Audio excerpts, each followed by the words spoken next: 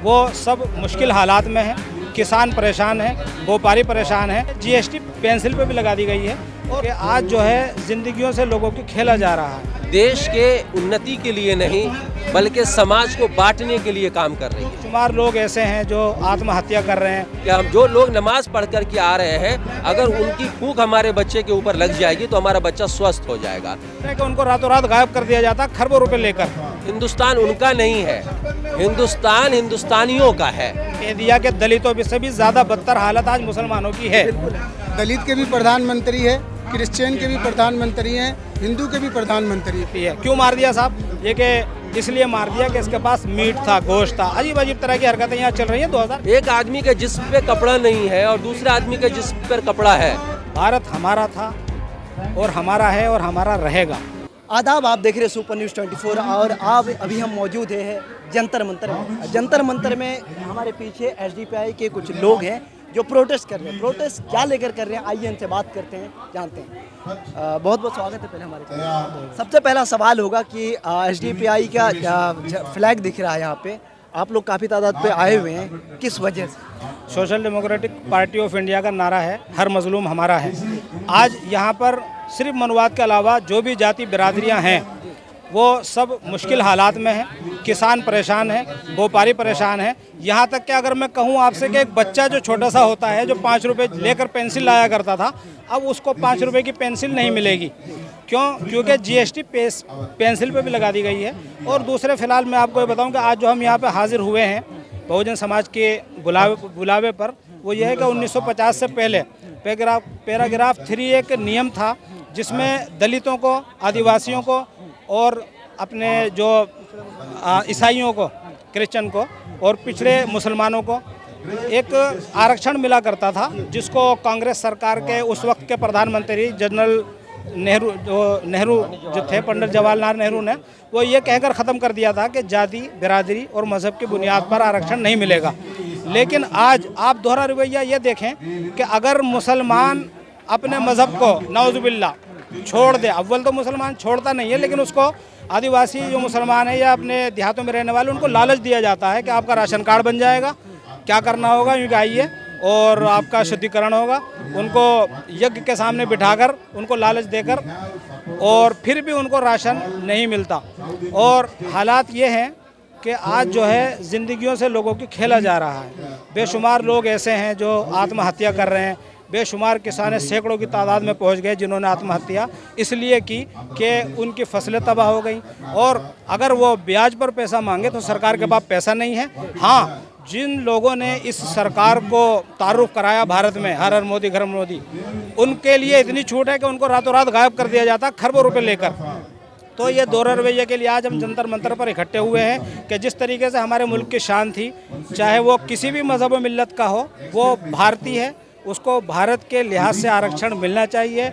उसको तादाद के लिहाज से जो हमारी सोसाइटी है वो जमहूरियत है, यानी इस जमहूरियत के लिहाज से उसको यहाँ पर रहने का हक। बेसिकली दलितों के आवाज़ बनने के लिए आप लोग आए हैं कि उनकी बराबरी का हक मिले। देखिए, आपने ये कहा कि दलितों की आवाज़ बनने आए, मैं ये कह रहा हूँ कि सत्र कमेटी ने ये कह दिया कि दलितों से भी ज़्यादा बदतर हालत आज मुसलमानों की है। हालांकि मुसलमान तालीम में भी पीछे नहीं है, करने किसी काम को करने में भी पीछे नहीं है, फौज में भी, हमारे हर डिपार्टमेंट में हमारे मुसलमान हैं। लेकिन भेदभाव की वजह से, अगर वो भेदभाव का इतना असर है कि अगर वो बीजेपी में भी है तो उसको वो इज्जत हासिल नहीं है, इसलिए कि वो दाढ़ी टोपी वाला है और मारा जाता है। एक मॉब लिंचिंग, एक भीड़ आती है और उस पर इतना जुल्म करती है कि उसको मार देती है। क्यों मार दिया साहब? ये कि इसलिए मार दिया कि इसके पास मीट था, गोश्त था। अजीब अजीब तरह की हरकतें यहाँ चल रही हैं 2014 के बाद। इससे पहले मुसलमानों का हक यहाँ की मट्टी में इतना है कि वो यहाँ इस धरती पे भारत की 5 वक्त अपने माथे को टेकता है, सजदा करता है, तो उसको इस चीज़ की भी इजाज़त नहीं है। लुलु मॉल में क्यों सजदा कर लिया, नमाज़ पढ़ ली, यानी समझ में नहीं आ रहा कि ये आवाम को, पूरी दुनिया को क्या पैगाम देना चाहते हैं। और एक बात और है कि ये जो गड़बड़ करने वाले लोग हैं ये सिर्फ हिंदू मज़हब में भी माइनॉरिटी में हैं और ये अपनी जो पूरा वो है वो थोपना चाहते हैं पूरे भारत पर। इसीलिए आज हम इकट्ठे हुए हैं। बीजेपी तो कह रही है हिंदू राष्ट्र बनाने की तरफ जा रहे हैं वो। नहीं, हिंदू राष्ट्र ऐसा नहीं बनेगा। देखो, जब आवाम के लिए सरकार होती है और आवाम ही परेशान हो, आवाम का अगर दिमाग ख़राब हो गया तो वो फिर सरकार से इंतकाम लेगी इलेक्शन के वक्त। आने वाले इलेक्शन के टाइम पे मशीनों पे भी ध्यान रखा जाएगा, ईवीएम पे भी ध्यान रखा जाएगा।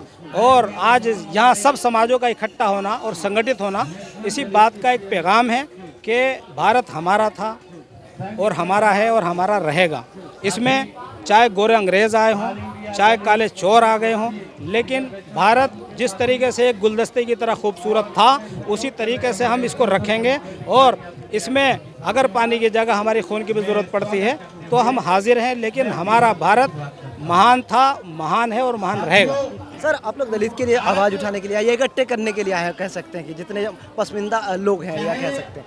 इसमें एक सवाल है कि कहीं पे नमाज पढ़ने से पाबंदी दिया जाता है, उसको रोक दिया जाता है, कहीं पे कांवड़ यात्रा को फूल बरसाया जाता है, इसको किस तरीके से देखते हैं? असल में ये हमारा दुर्भाग्य है कि हमारे देश में एक ऐसी सरकार इस वक्त आई हुई है, एक ऐसी पार्टी इस देश के अंदर सत्ता में आई हुई है कि जो देश के उन्नति के लिए नहीं बल्कि समाज को बांटने के लिए काम कर रही है। जब देश का जो राजा है, देश का जो रक्षक है, उसकी नीयत खराब हो जाती है तो इसी तरह का माहौल देश के अंदर पैदा होता है।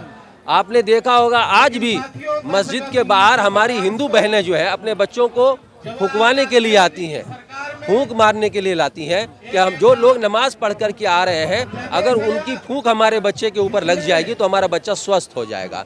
तो देश हिंदुस्तान वो नहीं है। ये चंद मुट्ठी भर जो लोग हैं कि जो मुसलमानों को इस देश के अंदर नमाज पढ़ने से रोकने की कोशिश कर रहे हैं, वो कभी कामयाब नहीं होंगे। ये देश संविधान से चलेगा। ये 4 दिन की चांदनी फिर अंधेरी रात है। वहीं पे कुछ लोग तो होते हैं ना, कुछ छोटा ही हो तबका हो, लेकिन कहते हैं कि हिंदुस्तान में रहना है तो जय श्री राम कहना है। हिंदुस्तान उनका नहीं है, हिंदुस्तान हिंदुस्तानियों का है। हिंदुस्तान अब्दुल समी का या अब्दुल करीम का, अब्दुल गफूर का नहीं है, राम सिंह, सतबीर और बलबीर का नहीं है।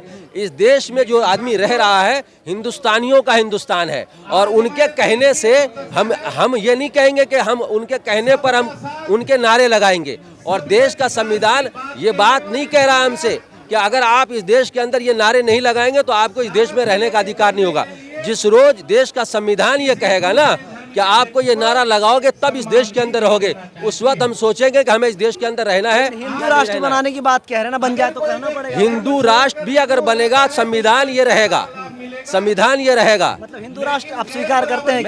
मैं कह रहा हूँ कि आज भी हिंदू राष्ट्र में कमी क्या रह गई है? हिंदू राष्ट्र में आप हिंदू राष्ट्र किसको कहते हैं? राम राज को लाना चाहते हैं ना, तो वो राम राज आज आप लेकर के आ जाओ ना, कि जिसमें जो है एक गरीब आदमी को पेट भर खाना मिले, जो एक महिला अपने घर से निकले तो सुरक्षित अपने घर पे पहुंच जाए वापस, एक भाई जब अपने काम के लिए अपने घर से निकले तो उसकी मामलिंचिंग ना हो। अरे जिस धर्म के मानने वाले लोग सड़क पर चलने वालों को पीट पीट करके मार देते हैं, वो सांप की भी पूजा करते हैं, सांप को भी दूध पिलाते हैं, जानवर की, पशु पक्षी की पूजा करते हैं, उसको पालते हैं। आज इस देश की स्थिति ये है कि जवानों को सड़कों पर निकलने पर मार दिया जाता है।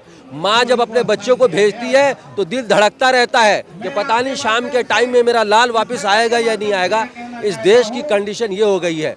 इसलिए दलितों की जो पीड़ा है, मुसलमानों की जो पीड़ा है वो अपनी जगह है, लेकिन सबसे बड़ी पीड़ा इस देश के अंदर जो अराजकता फैल रहा है, देश में कुछ लोग जो नफरत की सियासत करना चाहते हैं, उससे निपटने की ज़रूरत है, उनको रोकने की ज़रूरत है। मुसलमानों पे हमेशा से एक क्वेश्चन मार्क कर दिया जाता है कि मुसलमान सबसे पहले अपने धर्म को ऊपर रखता है, इसीलिए देश को बाद में रखते हैं, बराबरी को बाद में रखते हैं।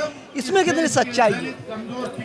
देखिए, मुसलमान अपने धर्म के साथ साथ संविधान के साथ भी चल रहे हैं। आज कहीं भी हिंदुस्तान के अंदर देख लीजिए, मुसलमान धर्म के साथ साथ हमेशा संविधान के साथ रहा है, संविधान से अलग कभी नहीं हुआ। उनका पटरी हमेशा संविधान के ऊपर ही चला है। आपको क्या लगता है ये प्रोटेस्ट से कुछ बदलाव आ सकता है, सरकार तक बात जा सकती है? क्योंकि इस तरीके तमाम प्रोटेस्ट होता आ रहा है और होता दिखता है, हम जंतर मंतर में देखते हैं, लेकिन कोई बदलाव की आसार नहीं दिखता। क्या देखिए, हमारी कोशिश है और प्रदर्शन करना हमारा मकसद है, यही है कि सरकार सुने, सरकार हमारी बात को सुने और सुनकर हमारे साथ इंसाफ करे और इंसाफ के साथ पूरे हिंदुस्तान वासियों को लेकर चले। सरकार सबकी है, मुसलमान के भी वो प्रधानमंत्री हैं, दलित के भी प्रधानमंत्री है, क्रिश्चियन के भी प्रधानमंत्री हैं, हिंदू के भी प्रधानमंत्री है, सबके वो प्रधानमंत्री है। तो उनको चाहिए कि सबको एक साथ लेके चलें। बेसिकली एसडीपीआई पे एक हमेशा सवाल उठता है कि वो मुसलमानों की ज़्यादातर बात करते हैं। आप लोग दलित की बात को लेकर यहाँ पे आए हैं, इसके पीछे क्या वजह है? मतलब कोई दबाव है या फिर आप लोग ये दिखाना चाहते हैं कि अब हम सबके साथ हैं? देखिए, ओवैसी साहब की आपने बात की कि वो मुसलमानों की बात करते हैं।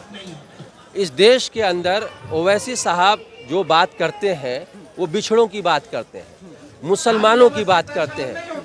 एक आदमी के जिस्म पे कपड़ा नहीं है और दूसरे आदमी के जिस्म पर कपड़ा है, तो अगर ये कहा जाए कि किसके जिस्म पे कपड़ा है, तो जिसके जिस्म पे कपड़ा होगा उसी को तो कहा जाएगा ना।